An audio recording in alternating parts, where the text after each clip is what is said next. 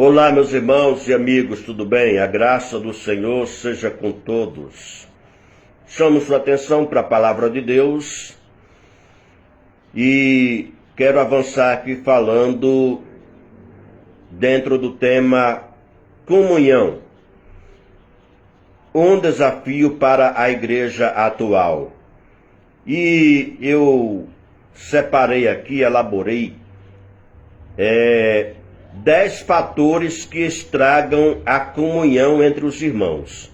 O primeiro deles é julgamento precipitado. Jesus fala sobre isso em Mateus capítulo 7. Eu vou ler só o versículo 1 que disse Jesus: Não julgueis para que não sejais julgados. Não julgueis para que não sejais julgados. Esse julgamento é o julgamento hipócrita, em que você está igual ao irmão, pior do que o irmão, e fica tentando corrigi-lo, fica apontando o erro do irmão, sendo que você está pior do que ele, e em vez disso você tem que se corrigir a si mesmo.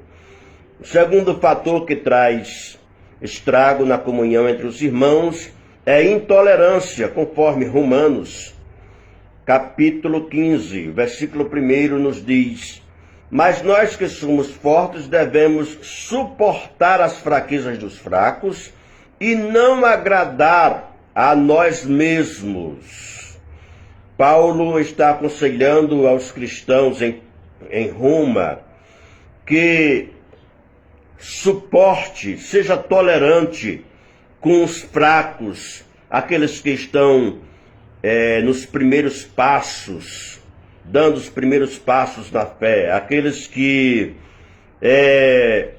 ainda não absolveu a doutrina de Cristo, da palavra de Deus como ela é, mas tem dificuldade de entender, de absolver. Tenha então tolerância com esses irmãos, disse Paulo. O terceiro fator que estraga a comunhão entre os irmãos é partidarismo, ok? E sobre isso está lá em 1 Coríntios capítulo 1, versículo 12, capítulo 3, versículo 4. Paulo aconselha aquela igreja, dizendo, eu vou ler o capítulo 1, versículo 12, que diz: Quero dizer com isso que cada um de vós diz, eu sou de Paulo, e eu de Apolo, e eu de Cefas, e eu de Cristo. 4 grupos tinham ali. O grupo de Paulo é o grupo dos fundadores, que defendiam a Paulo, aos ensinos de Paulo, né? Aí existia outro grupo que era o grupo de Apolo. Era o grupo dos intelectuais. Apolo era um cristão, um ensinador da palavra de Deus com bastante conhecimento. E então tinha aquele grupo que dizia, eu só gosto de Apolo, de ouvir Apolo. E o terceiro é o grupo de Cefas, o grupo dos tradicionais. Aqueles que optavam por defender as tradições judaicas, conforme Pedro, né? E então tinha o quarto grupo, o grupo de Cristo, que se opunha a todos os 3 anteriores. E então ficava aquela encrenca, aquela confusão no meio da igreja. E isso é por demais prejudicial à comunhão entre os irmãos. Quarto fator que estraga a comunhão é criancice. 1 Coríntios capítulo 3, versículos 1 e 2, diz assim: E eu, irmãos, não vos pude falar como a espirituais, mas como a carnais, como a meninos em Cristo. Com leite vos criei, e não com manjar, porque ainda não podíeis, nem tampouco ainda agora podeis. Aqueles cristãos que não tinham desenvolvimento espiritual, desenvoltura espiritual, para absolver a doutrina de Cristo como um todo, mas que tinha que ir por parte, ir com jeitinho com esses irmãos.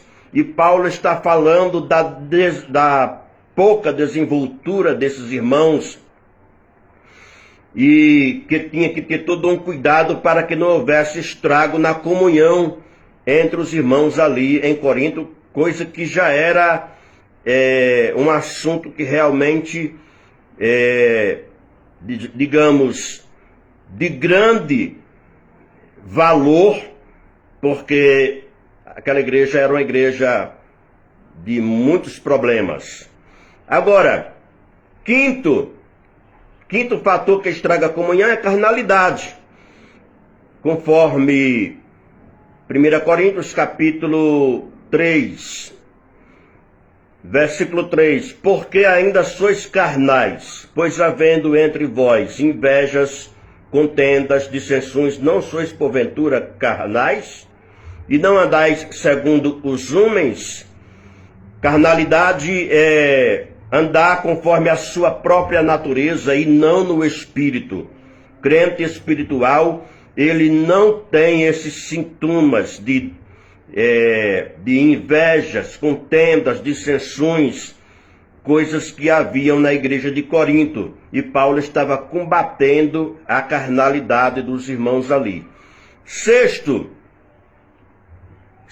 fator que estraga a comunhão dos irmãos se chama demanda. Demanda, aqui no contexto bíblico de Corinto, era os irmãos que se encrencavam uns contra os outros e levavam uns aos outros a tribunais. Levava o irmão, dava parte do outro na delegacia e chamava assim a atenção da sociedade ímpia, vendo aquela situação ali em que os irmãos não se entendiam, coisas que existem muito em nossos dias, infelizmente, né? Sétimo fator que estraga a comunhão é mentira. Diz assim, Colossenses capítulo 3, versículo 9: não mintas uns aos outros, pois que já vos despistes do velho homem com seus feitos. Mentir uns para os outros é outro fator perigoso contra a comunhão, que estraga a comunhão. Depois eu vou trazer mais explicação, ok? Estou só passando aqui, irmãos. Agora, oitavo fator, opressão, conforme vemos aqui em 1 Tessalonicenses capítulo 4. Ninguém oprima ou engane a seu irmão em negócio algum, porque o Senhor é vingador de todas estas coisas. Olha, oprimir, você exigir do irmão mais do que ele pode dar. Você, digamos, colocar fardos pesados, responsabilidades a qual o irmão não tem capacidade de levar tal exigência. Cobrar mais do que ele pode. Isso é opressão.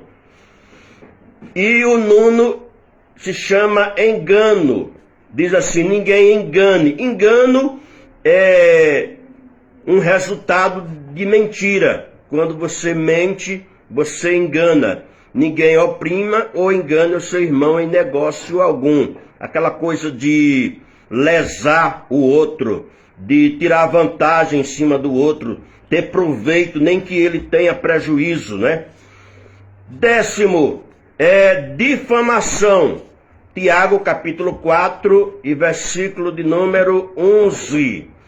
Irmãos, não faleis mal uns dos outros. Quem fala mal de um irmão e julga a seu irmão, fala mal da lei e julga a lei. E se julgares a lei, já não és observador da lei, mas juiz. Então, esses 10 fatores são realmente problemas para a comunhão entre os irmãos, estragam por demais a comunhão entre os irmãos na igreja local. Depois nós vamos explicar melhor, tá? Deus abençoe e fale melhor ao seu coração.